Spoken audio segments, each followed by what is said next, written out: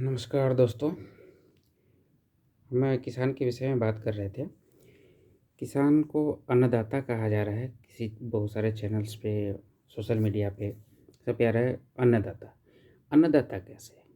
अन्नदाता तो नहीं हो सकते ना। दाता का तो मतलब हम लोग जानते हैं कि दाता का मतलब दान करने वाला।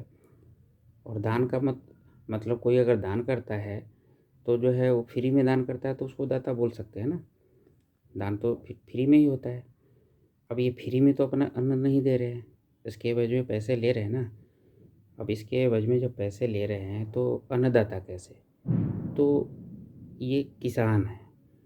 किसान भी नहीं है, ये भूस्वामी है।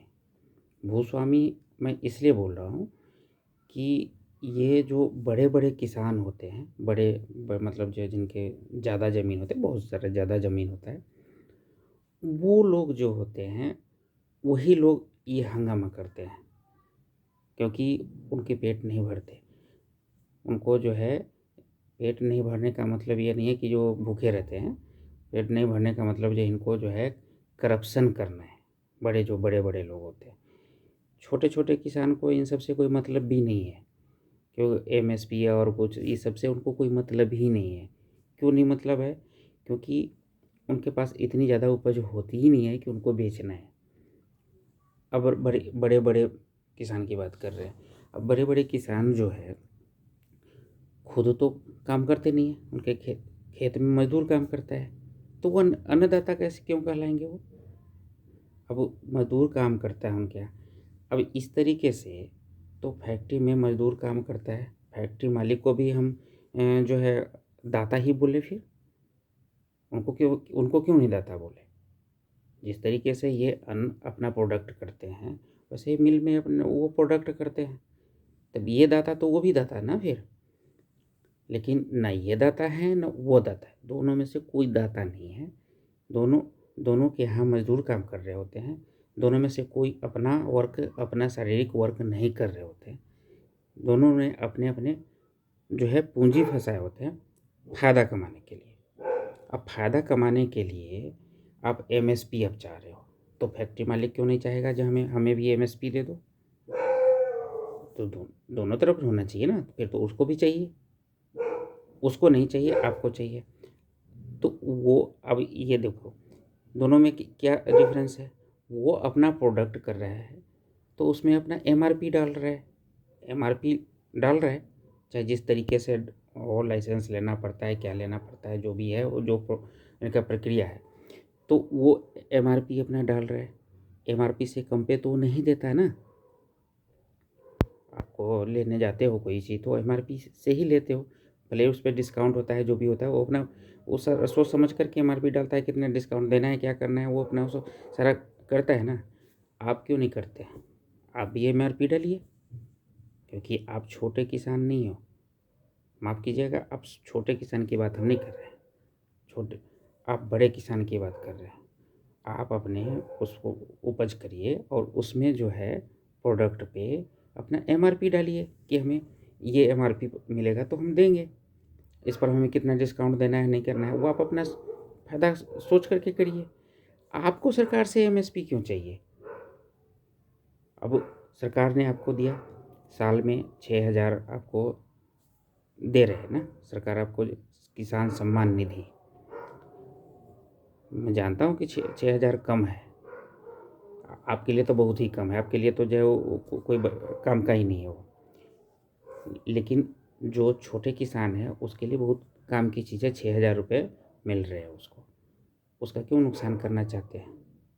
उसका नुकसान तो ना करिए। आप जो कर रहे हैं कि हमें हमें जैसा हम थे पहले, जैसा था वैसा ही कर दीजिए, मतलब जो है बीच में लूटने दीजिए। लूट लूट रहा है तो वो जो छोटे किसान हैं उसको नुकसान हो रहा है, आपको तो कोई इससे फ़र्क ही नहीं पड़ना है। वो छोटे जो किसान है उसको नुकसान नुकसान होगा। अब अपने फ़ायदे के लिए आप दूसरे को नुकसान कर रहे हैं। आप भूस्वामी हैं। भूस्वामी जो लोग होते हैं वो जिस तरीके से जो है बड़े बड़े इंडस्ट्रियलिस्ट जो होते हैं, वो उसी तरीके से आप भूस्वामी हैं। तो आप क्यों चाहेंगे कि जो है आपके बराबर में दूसरे लोग भी आ जाएं? तो आप तो यही चाह रहे हैं ना। आपको अगर अपने ज़मीन से बेनिफिट नहीं हो रहा है, आपके उपज से बेनिफिट नहीं हो रहा है, तो आप दे दीजिए सरकार को कि ये ले लीजिए भाई, हमारा ज़मीन ले लीजिए, आप अपना उपज कराइए। आप भी दूसरे की तरह जो है जाकर फैक्ट्री में काम करिए। आपको नहीं उससे फ़ायदा हो रहा है ना, आप छोड़ दीजिए ज़मीन को, दे दीजिए सरकार को। क्यों चाहिए एमएसपी? और एमएसपी जो है आपको चाहिए तो बाकी लोगों को भी चाहिए। आप एक जो है अलग तरीका जो है सोच रखे हैं, जबकि आपको मिनिमम सपोर्ट प्राइस मिल रहा है, उसके बावजूद भी जो है आप इस तरीके की हरकतें कर रहे हैं। आपके राज्य में राज्य सरकार ने तो मना कर दिया कि हमें जो है किसान बिल नहीं लागू करेंगे, तो फिर आप यहाँ दिल्ली में क्यों आए हैं? दिल्ली में आने का क्या मतलब होता है? दिल्ली में आकर के अपने 2 करोड़ लोगों को जो है रोक दिया ना, हर चीज़ बॉर्डर सील कर दिया, ये कर दिया, किसी को दवाई की ज़रूरत है, किसी को कुछ कर। आप में और आतंकवादी में फ़र्क क्या है भाई? आतंकवादी भी तो ऐसे ही करता है, वो बम ब्लास्ट कर देता है। आपने जो है पत्थरबाजी करा वहाँ पे। वो जो किस पर किया आपने? पुलिस वाले पे। पुलिस वाला कौन है? आप ही किसान लोगों का बेटा है ना वो। तो आप लोग अपने बच्चों तक को नहीं छोड़ रहे हैं, तो आपके कैसे किसान है भाई? पुलिस वाले पर आक्रमण कर रहे हैं, चाहे वो सेना में, वो आपके ही बच्चे जाते हैं। कोई वो जो है ना किसी नेता का बेटा नहीं जाता है वहाँ बॉर्डर पर लड़ने के लिए या पुलिस में भर्ती होने के लिए। जी नहीं, किसान का ही बेटा होता है वो, और उस पर आपने आक्रमण किया। अब कहेंगे कि जो उसने भी किया, अब उसने भी किया तो तब किया जब आप शुरू किए, तभी किया ना। आप गलत हो वहाँ पे। आपको विरोधी किसी चीज़ का विरोध हो लोकतंत्र में होता है, आप करो। किसी चीज़ का विरोध करना कोई गुनाह नहीं है, लेकिन इस कोरोना काल में बिना मास्क के आप जो इस तरीके का बिना सोशल डिस्टेंसिंग का आप चल रहे हैं। अभी सारे जो है पर्व को बंद कर दिया गया था, कोई भी पर्व त्यौहार नहीं मना सकते। क्यों नहीं मना सकते थे? कोरोना की वजह से। और ये आप क्या कर रहे हैं यहाँ पे? और ये जिस सरकार ने ये जो दिल्ली सरकार है, ये आपको जो है वहाँ पर बुराड़ी ग्राउंड में जो है खाना बनाने करके खिलाने के लिए जा रही है। इसी सरकार ने मना किया था ना कि जो पर्व त्यौहार नहीं मनाने के लिए, और आज जो है आपको जो वहाँ पर खाना बना के खिला रही है। क्यों? ये सब राजनीति है। आप लोग राजनीति के चक्कर में ना पड़ें हैं। और ये सरकार जो है आपको अच्छा करके दे रही है, आप उसको देखिए। और ये कोई किसान विरोधी बिल नहीं है। किसान विरोधी बिल नहीं है। आपको जो है जो भी कोई बरगला दिया है वो गलत बरगला दिया है, इसमें कुछ ऐसा नहीं है। जो पहले मिल रहा था वो तो है ही, एक दूसरा एक अलग और रास्ता दे दिया कि आप मान लो कि हमें हमें जो है सरकार 5 रुपए की कोई चीज़ खरीद रही है, हमें कोई दूसरी जगह 6 रुपए का मिला, तो हम 6 रुपए वाले में बेचें या 5 रुपए वाले में बेचने जाएँ? क्यों बेचेंगे हम यहाँ? 6 रुपए वाले को देंगे। अब ये 5 रुपए तो कम से कम ये देने को तैयार है ना। अब वो 4 रुपए का लेगा तो 5 रुपए वाले में बेच लीजिए। आपको इतनी छोटी सी बात नहीं समझ पा रही है? हम लोग जो है किसान नहीं है हम, तो तब भी हमको समझ में आ रहा है, आपको नहीं समझ में आ रही है बात। ऐसा नहीं हो सकता ना कि आपको समझ में नहीं आ रही है, आपको समझ में आ रही है, लेकिन ये प्रायोजित कार्यक्रम है, ये सबको पता चल रहा है।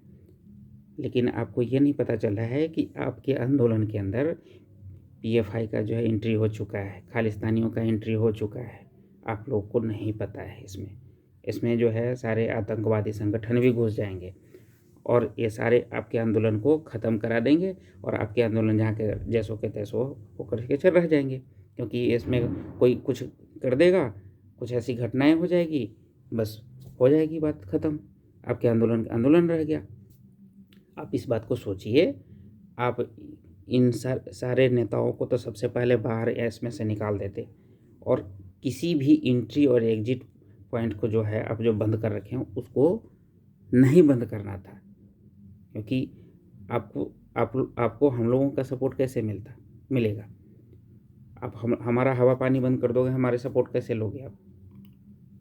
आपको सपोर्ट तो तब मिलेगा ना जब जब हमारे लिए आप रास्ता छोड़ दोगे, गेट छोड़ आने जाने का रास्ता छोड़ोगे, तब तो हम सपोर्ट करेंगे ना आपको। हम क्यों सपोर्ट करें आपका? जब हमारा नुकसान होगा तो जब आपका नुकसान हो रहा है तो आप यहाँ आंदोलन करने आ गए, तो हमारा नुकसान हो रहा है तो हम क्या करेंगे? तो आप सोचिए, आपको गलत गलत दिशा में ले जा रहा है ये आंदोलन को। आप इस आंदोलन को ख़त्म करिए। सरकार ने आपको बुलाया 3 तारीख को, तो 3 तारीख को आप बात करिए। ये एंट्री एग्जिट बंद बंद करने से क्या होगा? इससे आम लोगों को नुकसान पहुंचा रहे हैं। आपकी आज़ादी है इसमें प्रदर्शन करने की, लेकिन दूसरे की भी आज़ादी तो है ना। इस बात को सोचिए प्लीज़। आप इन सब चीज़ को छोड़िए, अब सरकार से अपना बात करिए। और बात क्या करना है आपको?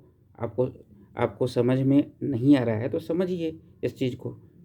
इसमें जो है नुकसान किसी चीज़ का नहीं। आज प्रधानमंत्री ने भी बोल दिया इस चीज़ को।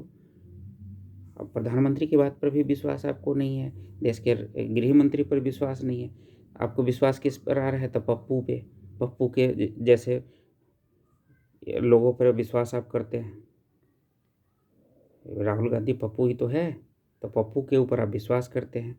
वो कैप्टन अमरिंदर सिंह को मैं अच्छा आदमी मानता था, लेकिन वो जिस तरीके से तुम तड़ाका से बात किया, उनके एज का ही होगा खट्टर। हरियाणा का मुख्यमंत्री मनोहर लाल खट्टर उनके एज के ही होंगे, लेकिन उसके लिए जैसे तुम तड़ाका की शब्द का इस्तेमाल किया, सारा जो है गुरु गोबर कर दिया। सारा एकदम ऐसे लगा कि जो मतलब एक अनपढ़ गंवार आदमी बोल रहा है।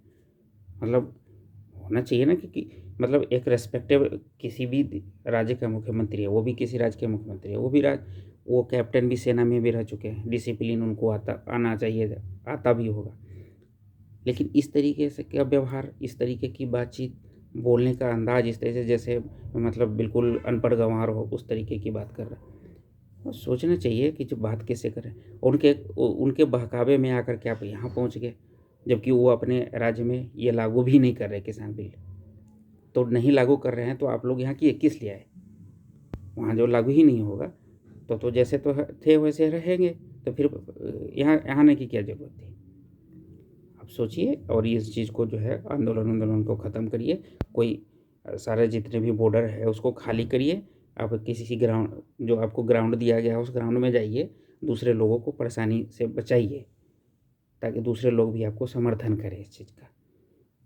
प्लीज़ जो है बुरारी ग्राउंड में जा कर के बैठिए। और मतलब एक जगह तो बैठिए ना, कि मतलब ये वहाँ बैठ गए हुल्लड़बाजी चल रही है, क्या है ये तो अच्छा अच्छा मतलब नहीं है ना। आंदोलन गलत दिशा में जा रहा है आपका। धन्यवाद।